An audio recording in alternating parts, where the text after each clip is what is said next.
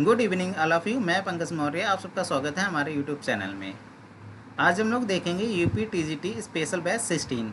Special batch अगर आपको पसंद आ रहा है सेशन को ज़्यादा से ज़्यादा शेयर करिए, लाइक करिए एंड सब्सक्राइब करिए। चलिए शुरू करते हैं आज का session. Let's start. Question number 301, 301 question. The line the curfew tolls the knell of parting day is from the poem. किस पोएम की लाइन है? अ लवर्स कंप्लेंट की, elegy written in a country churchyard की, Don Juan की या none की?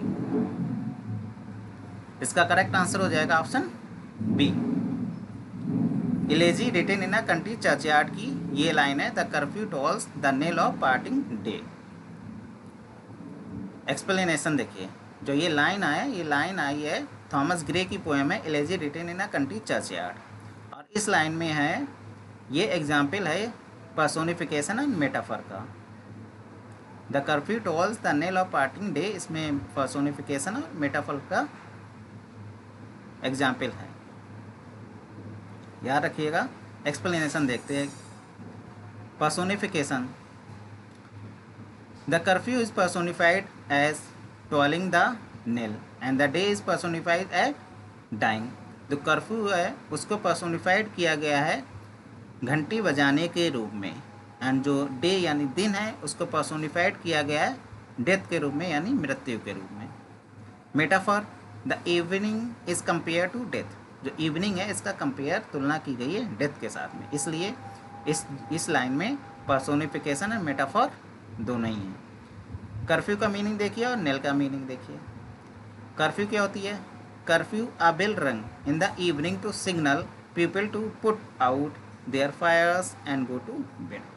मतलब curfew एक बेल है जो रिंग करती है इवनिंग को और संकेत देती है लोगों को कि अपनी आग को बुझाएं, अपनी लाइट को बुझाकर और बिस्तर पर चले जाएं। तो कर्फ्यू एक प्रकार की बेल है। नेल आ सिंबॉलिक वर्ड, एक सिंबॉलिक वर्ड है जो डिस्क्राइब करता है टाइप ऑफ बेल रंग एट फनल्स। मतलब अंतिम संस्कार में जो घंटी बजाई जाती है उसको ये दर्शाता है नेल। तो ये मीनिंग हो गया कर्फ्यू और नेल का। इम्पॉर्टेंट लाइन है, याद रखिएगा। Question number 302, in which a character expresses to the audience his or her thought or intention in a short speech, which by convention in unaudible to the other characters on the stage। बताइए कौन सा literary terms की बात हो रही है? Anecdote है, सोलिलोकी है, शॉर्ट स्टोरी है, असाइड है।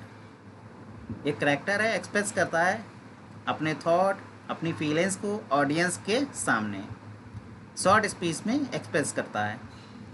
Inaudible to the other character on the stage, stage पर जो दूसरे करेक्टर होते हैं वो उसकी फीलिंग्स को जो वो कहता है वो सुन नहीं सकते। किसकी बात हो रही है?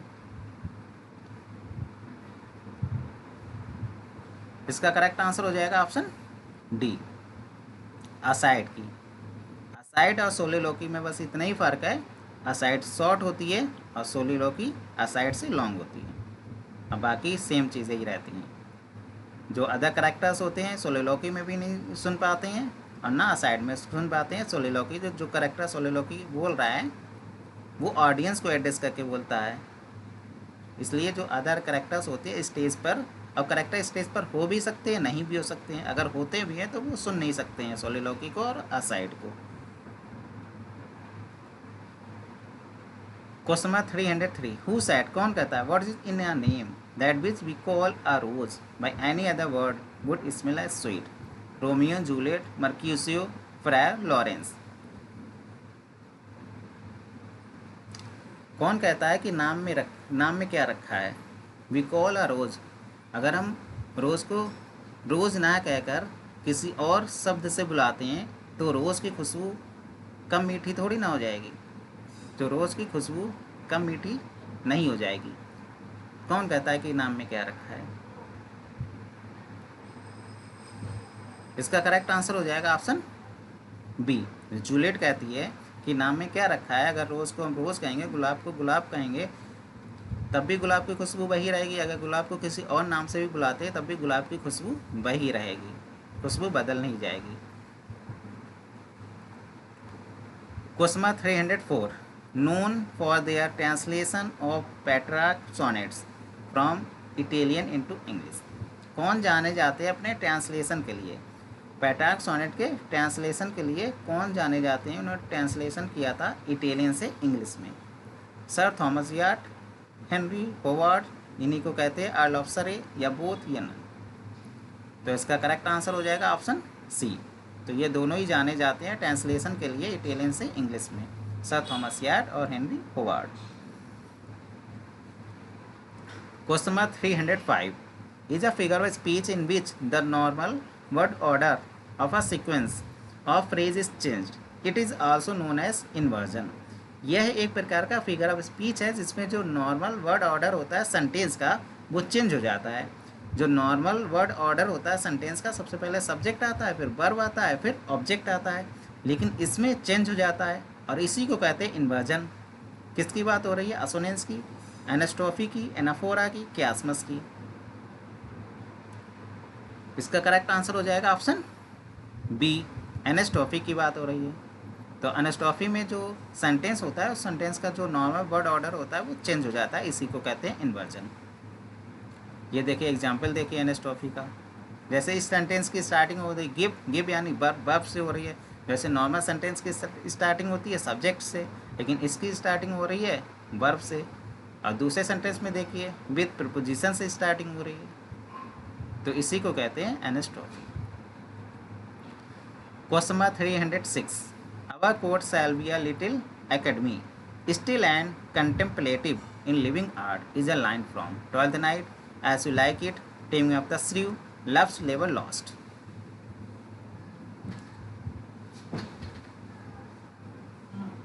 इसका करेक्ट आंसर हो जाएगा ऑप्शन डी, लव्स लेवर लॉस्ट। जो ये इंपॉर्टेंट लाइन है, अब a court shall be a little academy still and contemplative in living art, ये जो इंपॉर्टेंट लाइन है ये लाइन आई है लव्स लेवर लॉस्ट प्ले से। एक्सप्लेनेशन देखिए, जो ये लाइन है ये लाइन आई है एक्ट 1 सीन फर्स्ट से, लव्स लेवर लॉस्ट प्ले से। और इस लाइन को कहते हैं किंग फर्डिनेंड ऑफ नवारे। जो नवारे के किंग फर्डिनेंड होते हैं वो कहते हैं इस लाइन को लव्स लेवर लॉस्ट प्ले में, एक्ट 1 सीन फर्स्ट में। Question number 307 small Latin less Greek किसने कहा है? विलियम शेक्सपियर को। Ben Jonson, D S. Lawrence, Ralph Waldo Emerson या टी.एस. इलियट। तो इसका करेक्ट आंसर हो जाएगा ऑप्शन ए, बेन जॉनसन ने कहा है small Latin less Greek William Shakespeare को। Question number 308 double double toil and trouble, fire burn and cauldron bubble is a quote from which play. किस play की ये कोट है? हैमलेट की है, मैकबेथ की है, किंग लियर की है, ओथेलो की है।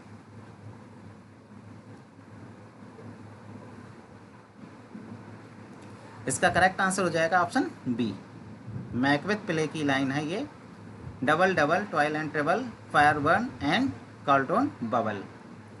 एक्सप्लेनेशन देखिए, ये फेमस कोट है मैकबेथ प्ले की, और ये कोट कहती हैं 3 विचेस आती है मैकबेथ में, वही ये कोट कहती है double double toil and trouble. Question number 309 he was my friend faithful and just to me is a line from Coriolanus, Antony and Cleopatra, Cymbeline, Julius and Caesar. इसका करेक्ट आंसर हो जाएगा option D, Julius Caesar की line है he was my friend faithful and just to me.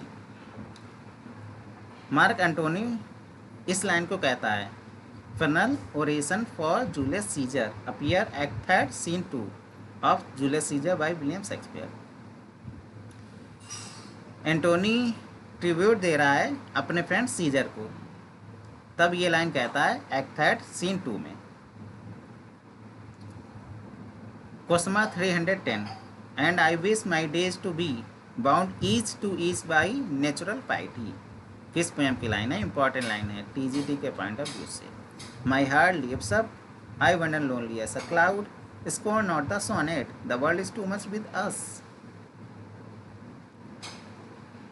Wordsworth की poem है, इसका correct answer हो जाएगा option A, my heart leaps up की लाइन है and I wish my days to be bound each to each my natural पाइटी।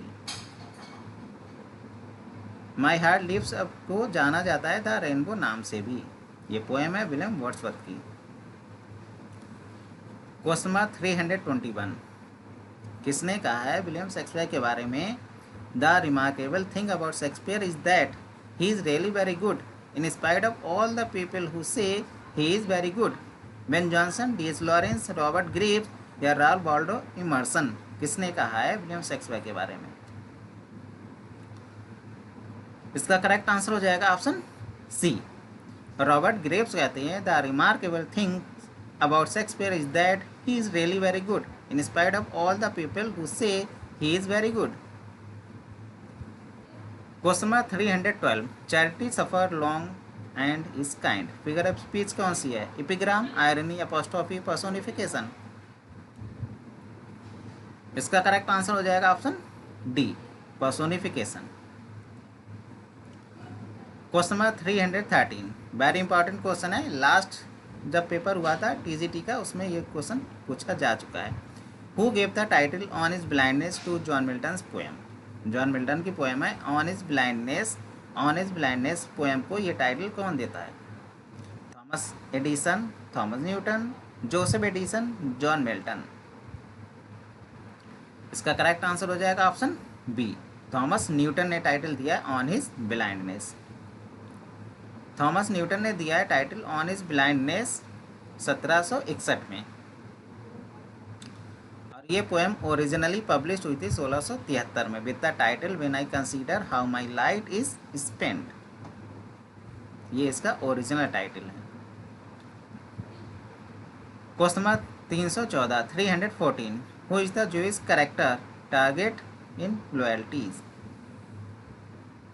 Captain Ronald Dancy, Ferdinand De Levis, William Falder, Robert कुक्सन।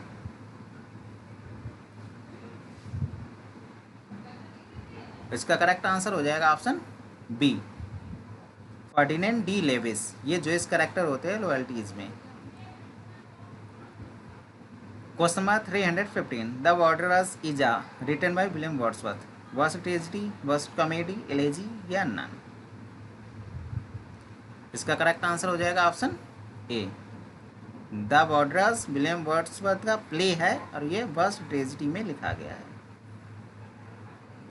Explanation देखिए, William Wordsworth ने लिखा है the Wanderers 1795-1797 के बीच में, 1842 के आसपास ये पब्लिश हुआ था।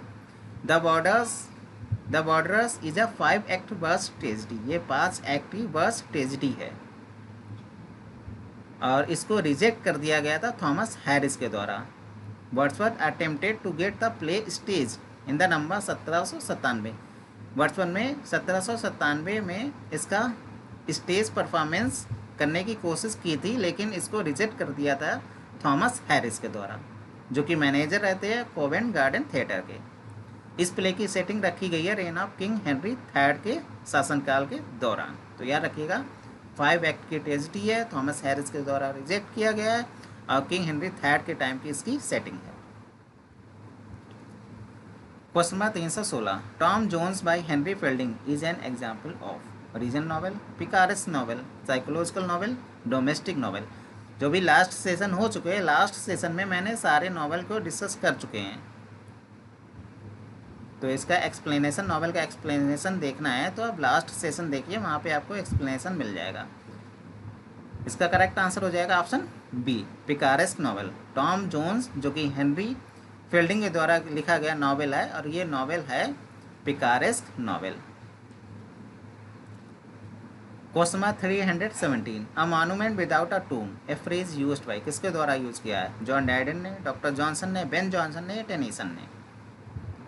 इसका करेक्ट आंसर बन जाएगा ऑप्शन सी, बेन जॉनसन ने ये फ्रेज को यूज किया है, अ मॉन्यूमेंट विदाउट अ टूम। एक्सप्लेनेशन देखिए, अ मॉन्यूमेंट विदाउट अ टूम ये फ्रेज यूज किया गया है बेन जॉनसन के द्वारा विलियम शेक्सपियर को डिस्क्राइब करने के लिए। Question number 318, invented terza rima. Terza rima को किसने इन्वेंट किया था?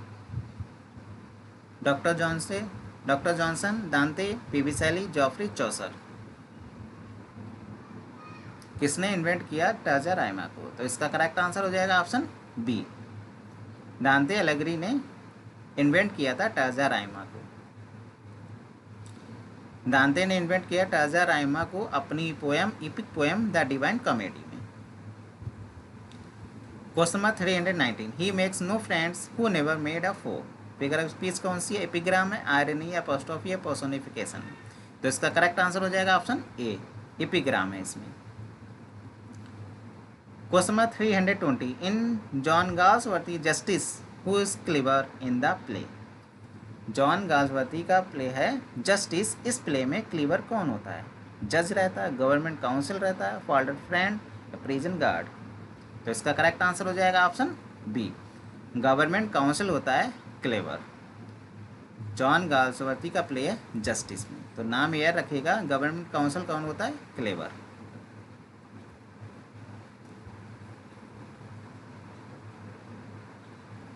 आज के लिए बस इतना ही। सेशन अगर पसंद आ रहा है चैनल को ज़्यादा से ज़्यादा शेयर करिए, लाइक करिए एंड सब्सक्राइब करिए। आज के लिए बस इतना ही। Thank you so much.